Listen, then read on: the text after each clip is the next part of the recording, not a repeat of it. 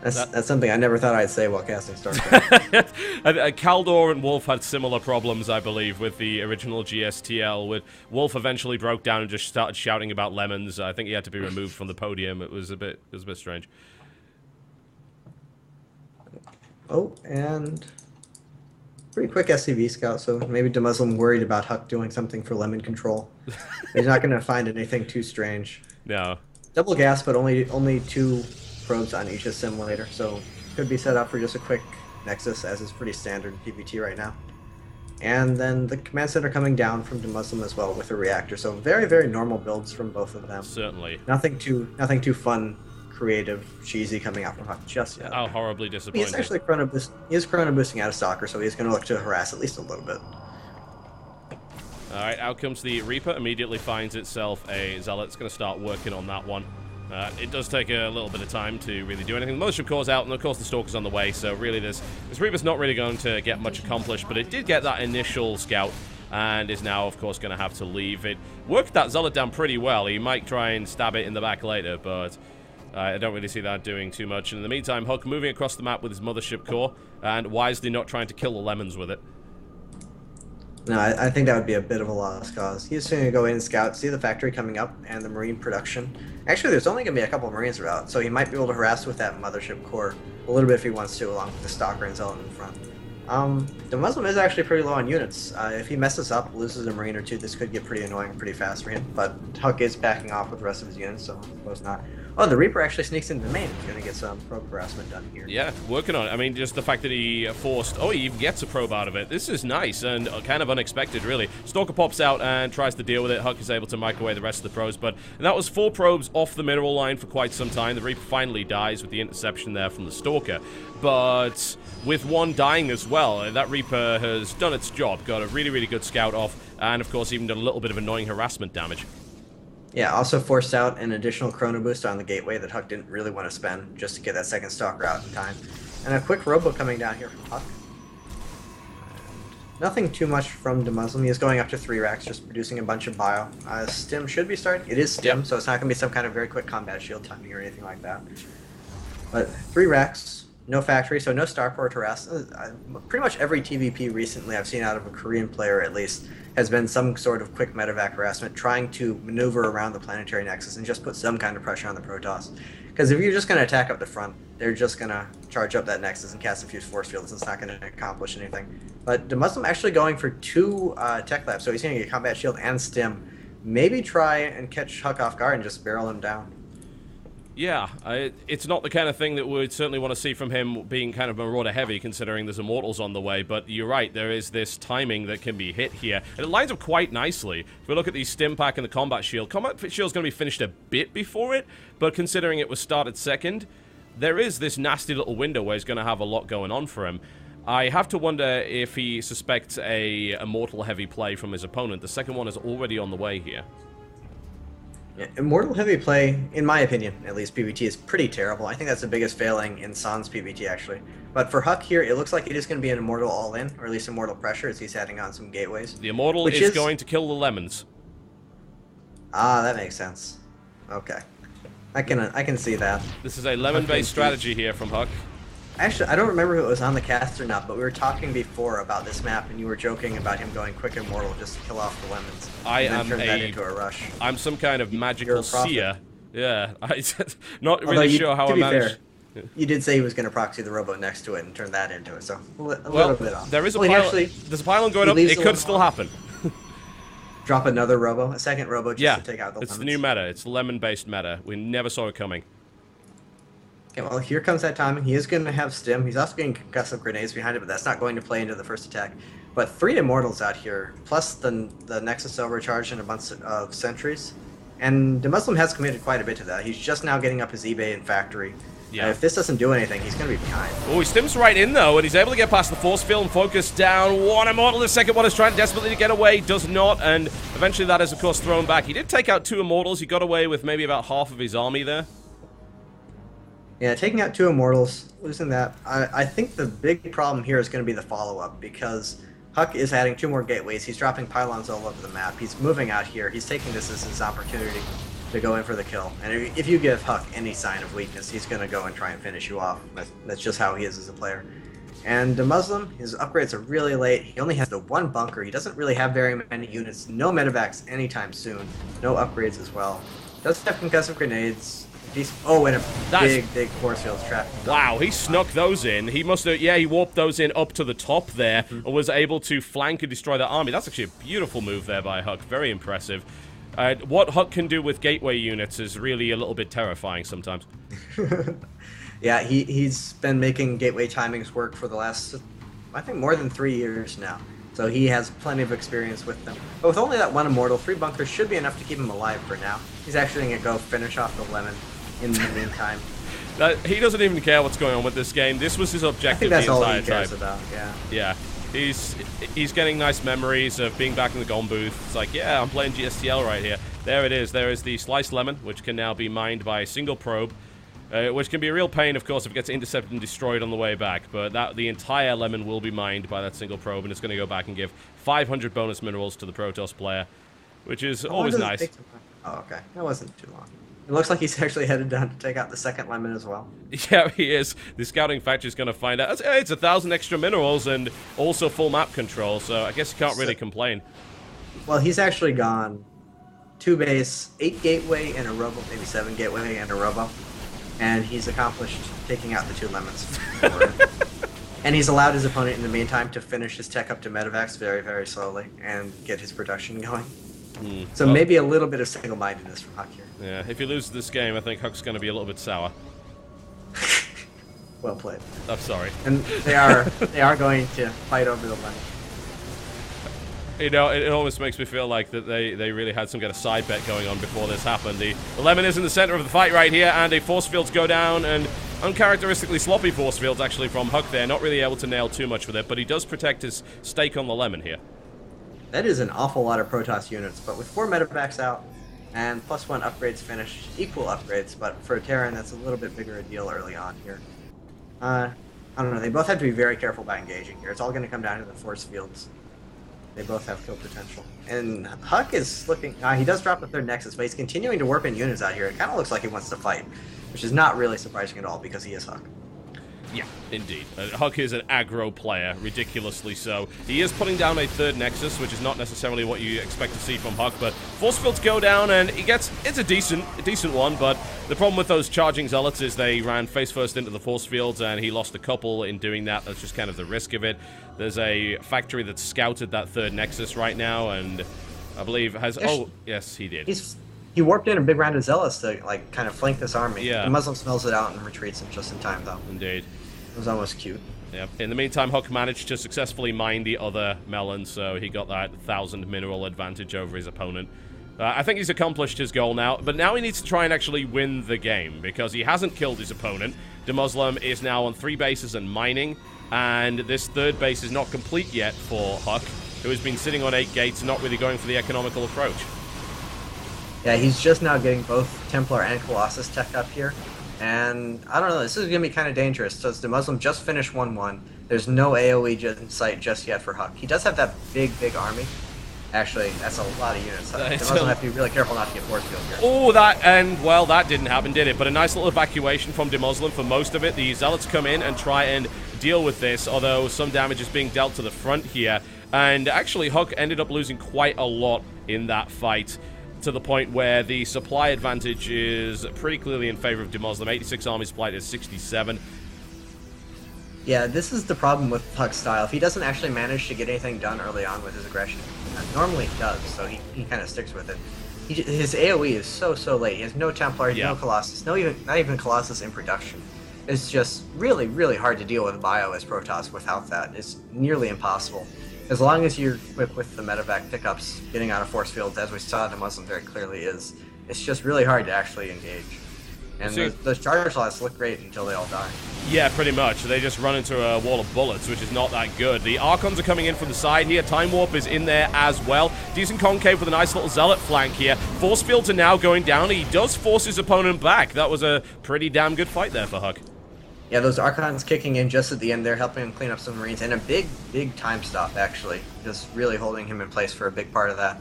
And Demuslim kind of forcing the issue a little bit. He felt like he had a bigger advantage. Oh, that was a mistake there by Huck, and he's not able to get the force fields down to protect those Immortals. That was really, really bad. But Immortals don't actually do anything at this point in the game. They're just kind of fodder for the Marines. So, not horrible, but obviously pretty bad. The 4th CC coming down for Demuslim, and now he's kind of getting into the swing of things. This is where he likes to be. He likes to be expanding everywhere, just big macro kicking in, and constant attacks all over. Not really dropping anything. Drops would be very, very powerful right now. Huck is not set up at all to deal with him. But Demuslim getting a little bit single-minded. He feels like he has the advantage. He kind of just wants to go in for the kill. I think he's just going to keep attacking until he finishes Huck off. But the first Colossus is out. Yep, and no extended thermal lance on it, which is a bit risky, and that's going to die pretty much immediately just before extended thermal lance finishes. But again, good force fields, good use of the time warp there. A warp into the side with Zealots as well seems to be working pretty well for Huck, but I mean, the supply advantage is still way in favor of Demuslim. I think he's now going to finally crash his way through here. Yeah, it does look like it. More reinforcements streaming in. Nice try with the Zealot warp in, but he really needed to swing more of his army around to actually try and flank that. He was fighting in a bottleneck the whole time. Against Bio, that doesn't help. Losing the Colossus right as thermal lance finish did not did not either. No, it did not. And the 2 Marauders coming from the side, and that's going to be the GG. Unfortunately, his pick of Fruitland did not work out for him. And that leaves Huck feeling just a little bit bitter. I'm so sorry. No, keep going. I enjoy terrible humor. It's actually really the only reason I put Fruitland in the map pool, to make jokes like that. Well worth it. Yeah, I think so. Well, we got some entertaining gameplay there from Huck, certainly, who does get the little victory of grabbing both lemons, but it does not, unfortunately, allow him to win the game at all. So I believe the next one is going to be Belshire Vestige, so I expect Huck will be playing a little bit more of a, I would say, straight-up game, but we are talking about Huck here, so we could see, of course, a very aggressive game there. Demuslim looked a little bit shaky at the start, but after that, it was just kind of so far so standard. Yeah, I don't think it was a good build on his part by any means, but I think given the situation, it's kind of smart. If you can do anything to mess up Huck's early game and kind of keep yourself at least on par with him, especially in TVP, because his style just scales so poorly into the mid game. Once he gets to the late game and he has everything up and running, I mean, pretty much anyone can play Macro Protoss at that point once you already have Colossus and Templar in the mix. But getting there can be a little bit difficult, and he plays so aggressively early on and so gateway heavy early on that it really delays those important techs. And then there's just nothing you can do about Bio once those medevacs are out. I don't know. Demuslim's build, like I said, I don't think it's objectively a good build. I think Protoss is pretty much always going to stop it, and then it's just delaying your tech and upgrades. But against someone like Huck, it kind of just makes sure that you're not going to die early on, and that you can secure your third base eventually. And it worked out really well for him there. I'm not sure if he really expected that to happen or if he was going for the kill, but one way or the other, worked out for sure. It certainly did. And in honor of the Huck lemon grab, we are currently giving away a fruit basket in the chat for SHOUTcraft America. That is twitch.tv/Totalbiscuit. The subscribers are going to be getting a lot of giveaways as we go through. For those wondering where the subscription money goes, aside from into my pockets to buy yet more Monster Munch and import Jaffa cakes from the UK, it actually funds a great deal of Axiom, as it turns out. So we're a little bit of a crowdfunded team right now, with not too many sponsors, but you guys have been really supporting the channel a lot, so thank you very much for that. It is very much appreciated. Benefits, of course, include ad-free viewing, as well as access to all of the VODs pretty much instantly, which includes the co-optional podcast a full 2 days before it comes out on YouTube. And for those asking about the VODs, if you missed anything, thanks to Asus Northcon, do not worry. We actually have VODs going up right now. The first series of matches is currently processing on YouTube. It should be up fairly shortly, and all of those VODs should be available to everyone over on youtube.com/Totalbiscuit. We're just waiting for these guys to be ready. In fact, it actually looks like they are. We're going to double check with Huck, make sure that he is ready to rock and roll. He is, so let's make it happen. Game 2 is going to be on Belshire Vestige.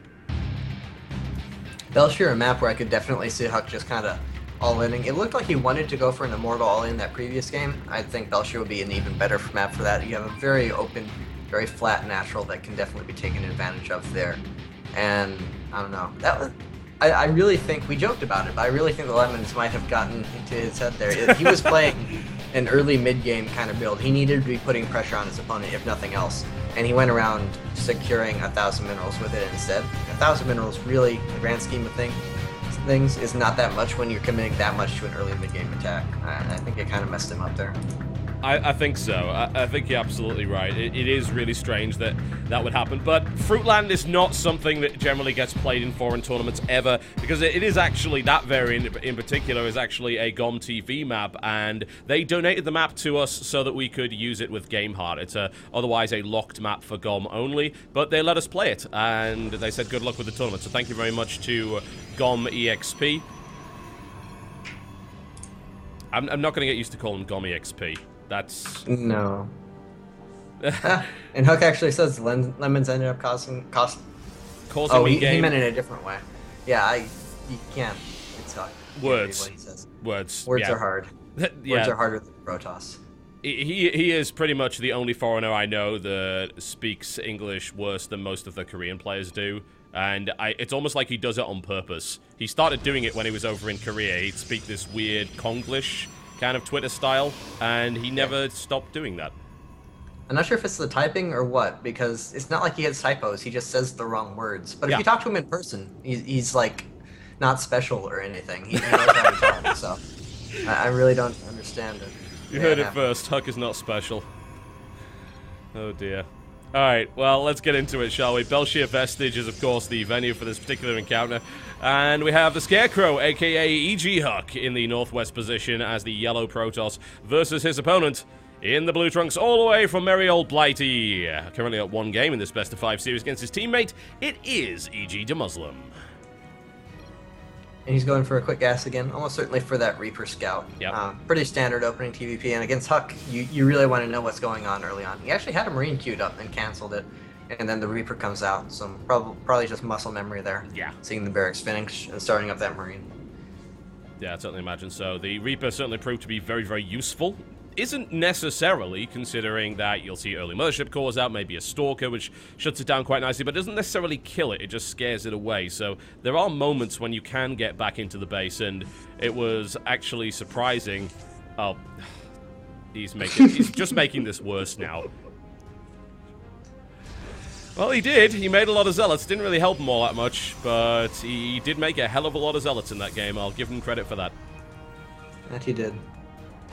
Another Stalker coming out to help clear this. He is chrono boosting it, so pretty much the exact same openings from both of them. Yeah. As the previous game. I'd be really surprised if Muslim went for that 3-Rex play again, though. Although it looks like he's about to queue up another barracks, so maybe. Nice little sneaky maneuver there by de Muslim to use the SCV to draw out the Reaper so the damage could be done there. But the Stalker's going to be there, and this might as well be last game because the exact same thing is happening. Although I think de Muslim did slightly less damage to the Zealot. Not that that's ultimately going to matter. No. Although no second Stalker coming out from Huck, so I think that's actually the first deviation. Oh, and it looks like he's about to... It looked like he was thinking about dropping a building in the back of his base. He had a probe queued up back there, but he does not, in fact. It looks like he is going down to eventually start up a Nexus. Yep. And there it goes. That's exactly what it is. So far so normal. De Muslim with a fairly early bunker here, and he is actually going to go for that building, but he wanted to put down his Nexus first. There's a Twilight Council now in the back of Huck's base. So we'll see DTs, and as much as Huck is touted as a cheesy player, I don't really see him open up DT too much PvT. He tends to be much more towards the Immortal and or Warp Gate all-in kind of builds where he can really rely on his force fields and unit control. DT isn't a control kind of all-in, it's a, well, you're going to be ready for it or you're not. Well, you're not, yeah. Yeah, so not a whole lot he can do. He's just kind of hoping that the Muslim doesn't scout it, and then he manages to get enough damage done to make it worthwhile. That Zealot is supremely lucky by Oh no, it's going to be a blink rush. Oh, okay. Instead. And this is actually quite a good build. Now, well, we say now, it's been around since the beginning of Heart of the Swarm, but with the Mothership Core, Blink no longer just a gimmicky all-in, as it was in Wings of Liberty. With that additional vision, very easy to get up into the main of your opponent and do at least some guaranteed harass damage no matter what. So, with good control, and, you know, Huck does have top 3 control. Yeah. It's almost guaranteed to do quite a bit of damage. Yeah, this is actually very Alicia-esque, something that he really, really likes to do, and he's done it to great effect. I know Huck certainly likes Alicia's playstyle, and they stayed together an awful lot in the Slayer's house. Apparently, Alicia was the heaviest drinker of anyone in the Slayer's house, outside of Boxer, of course. Until JYP came there. JYP is actually, like, I don't know, he's not human or something. Oh, really? He's a pretty big guy for a Korean. But it's just absolutely absurd. You literally drink all night and just be absolutely the same person. No effects at all. It's good to see JYP back in the scene, actually. His performance at DreamHack was pretty damn good. And it was, right up until he lost. It's really weird when you see that happen. A player has just an amazing tournament, and then they lose in a really disappointing, kind of lopsided fashion. Yeah. That makes sense. It does happen from time to time. Yeah. Oh, and a forward pylon drop down, and the Reaper from Muslim does scout it, so he knows something's coming. I don't believe he knows just what yet, though. I don't think he has scouted. Yeah, he has not scanned, so he does not know what exactly he's going to be facing just yet. The Muslim is actually heavily supply blocked right now. Shockingly so, by the looks of it. There we go. He's actually got his supply depot sorted out there. The Muslim is lifting his base, and he's just abandoning the natural entirely at this point, going right back into the main here, because he knows that Blink is on its way. I'm not sure if that's an overreaction or not. He does have 2 racks running. He has Stim about to finish. I don't know if that's absolutely necessary. I think he might think this is like a one-base, very dedicated Blink Stalker all in. But actually, with the Nexus already down, third and fourth gases coming up, Forge coming up, Huck is pretty comfortable transitioning into the mid-game off of this. He already has that Twilight Council up if he wants to get charged. He has the Robo finished as well. So I think the Muslim panicked a little bit here. And that's what happens when you play against someone like Huck. His reputation precedes him. You know he's capable of doing silly all-in, and that he likes to be very aggressive. So you kind of just expect it to happen. And then he's actually kind of playing a macro game, and you end up giving yourself a disadvantage. Yeah, well, at this point, the Stalkers really haven't done physically all that much, but they did force that massive reaction there from the Muslim. So they really killed nothing but a refinery, but they have killed the mining potential of the Terran player significantly. As you can see, this is heavily oversaturated. This main is going to mine out very quickly. It's doubly the case because not only does he have too many SCVs, but he's also muling it. So this main is going to mine out very fast, which is going to leave some limited options there. But there is Stim available, and that's going to chase that back. So this command center will be put down once again. But in the meantime, we see Huck going for a Colossus-based build. He actually started his Colossus, I think, before any real upgrades. Yes, I believe he did. He still hasn't gotten anything out of the Twilight. I mean, aside from the Blink, he hasn't gotten the Charge Light upgrade. Yeah. And he started the +1 weapons after going to Colossus Tech. And Thermal Lance just now starting, so he really wanted to get that Colossus out. And that's pretty smart, because the Muslim was pulling back, just saving up his units, so he's going to have a big army. You really need to have that Colossus out as quickly as possible to defend any possible counterattack from the Muslim here. So good, smart play from Huck, and he's not going to have the same problem he ran into last game. He has that AoE, he has the Colossus coming out nice and early, so he's going to be able to deal with that bio. And he's adding more gateways, so he could be looking for a 2-base Colossus all in here. No Viking production at all yet from the Muslim, so that could be quite effective. And back he goes. Just trying to maintain some map control, but he doesn't really want to be out on the map too much with these Stalkers. The Stim is there, but he is kind of baiting out full Stims here from this biome. There are only 3 medevacs on fairly low energy, so that might not be too good an idea, but Muslim just wants to actually kill him. He doesn't... I mean, he can't, though. That's not going to happen. He could deny a third, but there's no sign of a third being taken. Against a Planetary Nexus and a Colossus and a fairly equal army count, there's no way that Terran is going to do anything. Absolutely not. Protoss can get away with being far greedier than Huck is in the early game and still survive due to spell usage. But when you already have a couple of Colossus out... Oh, and he actually blinks in, picks off a medevac. That was nice, Things are going much, much better for Huck this game thus far. And the Muslim actually going for a 3rd command center, so if Huck does decide to go for the 2-base Colossus all in here, which is still looking like he may, this could be really, really hard to hold off. Still no Vikings yet. I imagine he has to start production now, but still none on the field and already almost 3 Colossus for Huck. Yeah, but the Muslim's kind of playing in the dark at this point. His information is very, very out of date indeed, and he doesn't seem to know exactly what is going on. Still no... there we go. First Viking has now begun, but not too many. And 3 Colossus already out. I mean, the Warp Prism on the way, that's pretty much time for him to go. Yeah, and the lack of Vikings mean that Huck is pretty comfortable with just his existing Stalker count. He's going to be able to, and he already has the Charge Light upgrade coming, so he can just continue to warp in the Zealots instead of having to get more Stalkers to defend his Colossus. That's going to make this attack infinitely more powerful. And the Muslim does have the 1-1 upgrades, that's nice, but Huck may have +2, depending on how long he waits here. So upgrades really not going to save the Muslim here. Army count pretty heavily in Huck's favor. This is going to be really tough for the Muslim to hold off. It's actually a bit of a mistake from Ben as well, because he didn't take the Zelnaga Watchtower that he was standing right next to, and he could have maybe seen the edge of that attack coming in. As it stands, the scan goes down and does not spot the main force. They're going to charge right into that. Yeah, that's a little bit nice from Huck, a little bit lucky. Just smart of him to keep it back and keep it hidden. but also just outside of scan range. Pretty unlucky for the Muslim. No bunkers at all here. One Viking out on the field. 2 more coming out. I mean, 3 now. This is going to take some kind of miracle or just amazing play, I think, from Muslim to hold it. The army supply is just absurd. 93 to 67. And with the Colossus there, and as you said, only 3 Vikings now, but about to be 5. Huck may just decide to hang on and take a 3rd base. He has denied the 3rd, but he is definitely in a kill position. Yeah, he absolutely. There's no reason not to. If he knew what Muslim had, he would just laugh and press 1A and win the game. He seems to be a little bit unaware, playing a little bit timid. He's now about he to find out. Oh.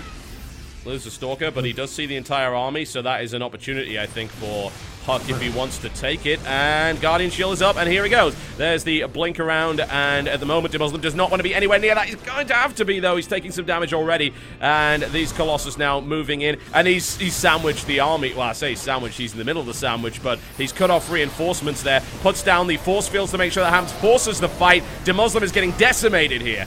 GG. Really, really strange decision by Muslim to move out there. I don't think it cost him the game or anything. I think the game was already lost at that point, but that was definitely the nail in the coffin. I'm not sure if it was just a panic move and he knew the game was lost and he kind of was like, well, let's go see if I can get lucky, or if he really, really underestimated Huck's army, because he'd seen pretty much everything. He knew how strong it was. I'm not really sure at all why he decided to move out there. Yeah, it was a little bit strange, I gotta say. But, I mean, that was a game that was full of sort of slightly questionable moves, I think, from Ben. We did see that massive sort of fearful overreaction, lifting his command center, pulling everything back. I mean, that's several minutes of mining time that was lost there. Yeah, he lost so much on that. I'm almost sure he thought it was going to be a 1-base blink all-in, or even if it was 2-base, that it was going to be a much more committed all-in. Whereas as soon as Huck saw the command center lift off, made the smart decision, dropped his gases, got another forge, and he already had the robo going. Like, it was not at all a very committed attack. He was looking to just blink in, do some harassment, pick off some SCVs, and blink out. I doubt he expected to do anything at all to the natural. And then the Muslim just kind of handed him a massive advantage, and he was like, oh, okay, I'll win the game. And that he did. That he did indeed. Well, the Muslim's map pick is going to be Yonsu. We're going to be going into that very short. We're going to take a quick break, and when we come back, we will be bringing you Game 3 of this series, all tied up 1 apiece. Best of 5 between EG Huck and EG Muslim.